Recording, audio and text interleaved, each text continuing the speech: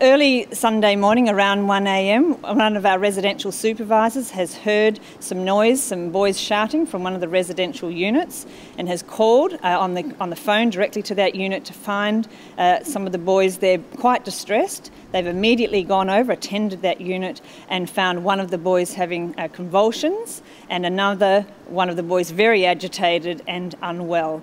Immediately, the residential supervisor has used some first aid to put that student in a recovery position and check that the airways are clear, immediately called an ambulance, and the ambulance has attended and taken those students to the hospital. 2 students attended in the ambulance, another 2 students followed behind with the residential supervisor, who stayed at the hospital until the parents, who were immediately notified, came to the hospital. We're not able at this stage to identify much in relation to the boys. There is a police investigation. They are from the country, they are at our residential hostel, and at this stage that's about as much information as I'm pleased to give.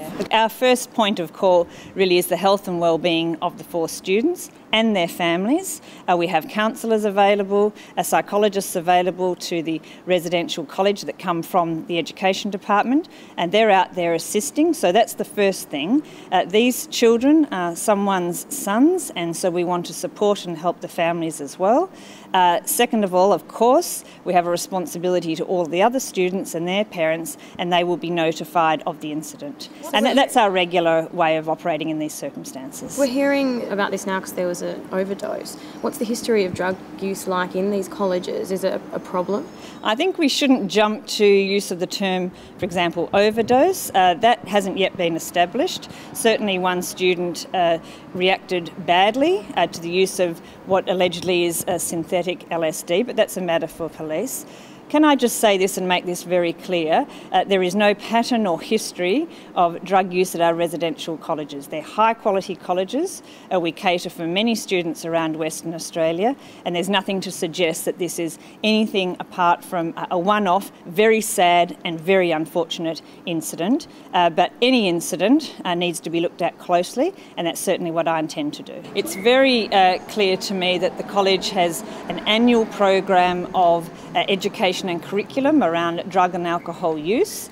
In addition to that, day by day, week by week, the message just couldn't be stronger and clearer, and the same is said in our schools. We're very clear with our students that this is risk-taking behaviour that really puts young people in a very vulnerable situation. And as you all know, there have been a couple of really sad incidents in Perth over the last 12 months. So I think it couldn't be clearer to young people, but having said that, we will continue to get this message out there, to make education available to students that this is just behaviour and risks that put their lives at great risk. Look, we don't have a regular professional development about how to respond in the case of synthetic LSD. It's a really new drug, but what we do have in place for all of our staff is updates, and remembering that these staff are in what we call loco parentis. They act on a day-to-day basis like parents.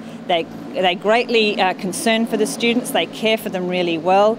Obviously, this residential supervisor has followed the book. They were at the top of their game. They put the young person in the recovery position, they gave initial first aid, they made direct contact with the ambulance and the parents, and I take my hat off to the people who did the right thing here. Otherwise, this could have been a much worse situation.